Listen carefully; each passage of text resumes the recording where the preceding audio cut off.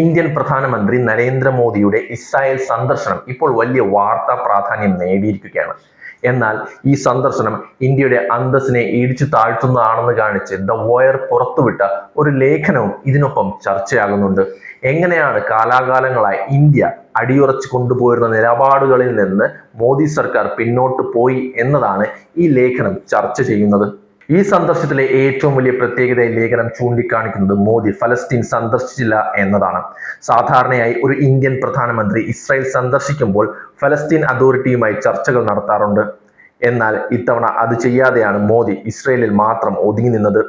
ഇത് പതിറ്റാണ്ടുകളായി ഫലസ്തീൻ വിഷയത്തിൽ ഇന്ത്യ സ്വീകരിച്ചു വന്ന ടു സ്റ്റേറ്റ് സൊല്യൂഷൻ എന്ന നയത്തിന് വിരുദ്ധമാണ്. ഇന്ത്യ ഫലസ്തീനെ കൈവിടുന്നു എന്ന തെറ്റായ സന്ദേശമാണ് ഇത് ലോകത്തിന് നൽകിയതെന്ന് ലേഖനം വിമർശിക്കുന്നു.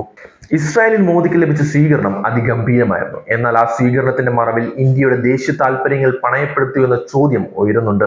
ബെഞ്ചമിൻ നെതാന്യാഹുവിനൊപ്പമുള്ള മോദിയുടെ കടൽ തീര നടത്തമെല്ലാം PR സ്റ്റണ്ട് മാത്രമായിരുന്നു. ഗാന്ധിയുടെയും നെഹ്റുവിന്റെയും കാലം മുതൽ ഇന്ത്യ മുറുകി പിടിച്ച് ചേരിചേരാ നയവും മധ്യേഷ്യൻ രാജ്യങ്ങളുമായുള്ള സന്തുലിത ബന്ധവും തകർക്കുന്ന രീതിയിലായിരുന്നു മോദിയുടെ പെരുമാറ്റമെന്നും ലേഖനം കുറ്റപ്പെടുത്തുന്നു. നയതന്ത്ര തലത്തിൽ ഇന്ത്യയെ ഇസ്രായേൽ ഒരു ജൂനിയർ പാർട്ണറായി കാണുന്നു എന്നതാണ് ഇതിന്റെ മറ്റൊരു പ്രത്യേകത. ഇതിനോടൊപ്പം തന്നെ ടെക്നോളജിയുടെ കാര്യത്തിലും ഇസ്രായേലിനെ ഇന്ത്യ അധികമായി ആശ്രയിക്കുന്നു എന്ന വിമർശനവും ഈ ലേഖനത്തിൽ പറയുന്നുണ്ട്. ഈ ആശ്രയിക്കുന്നത് ഇന്ത്യയുടെ സ്വയം ഭരണാധികാരത്തെ ബാധിച്ചേക്കാം. അറബ് രാജ്യങ്ങളുമായുള്ള ഇന്ത്യയുടെ ദീർഘകാല ബന്ധത്തെ ഇതെങ്ങനെ ബാധിക്കുമെന്ന് സർക്കാർ ചിന്തിച്ചില്ല. ഇന്ത്യയുടെ വിദേശ നയം വെറും വ്യക്തിഗത സൗഹൃദങ്ങളിലേക്ക് ചുരുങ്ങുന്നത് രാജ്യത്തിന്റെ ഗൗരവമേറിയ പ്രതിച്ഛായയ്ക്ക് മങ്ങലേൽപ്പിച്ചുവെന്നാണ് ലേഖനത്തിന്റെ മറ്റൊരു വാദം.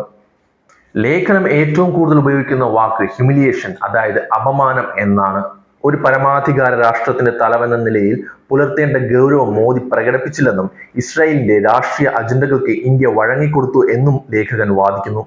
അന്താരാഷ്ട്ര മേഖലകളിൽ ഇന്ത്യയുടെ ശബ്ദം ദുർബലമാകാൻ ഇത്തരം ഏകപക്ഷീയമായ തീരുമാനങ്ങൾ വഴിയൊരുക്കുന്നു എന്നാണ് ലേഖനം പറയുന്നത്. ചുരുക്കത്തിൽ മോദിയുടെ ഇസ്രായേൽ യാത്ര വെറും ഒരു ആഘോഷമായിരുന്നോ അതോ ഇന്ത്യയുടെ വിദേശ നയത്തിന്റെ പരാജയമായിരുന്നോ?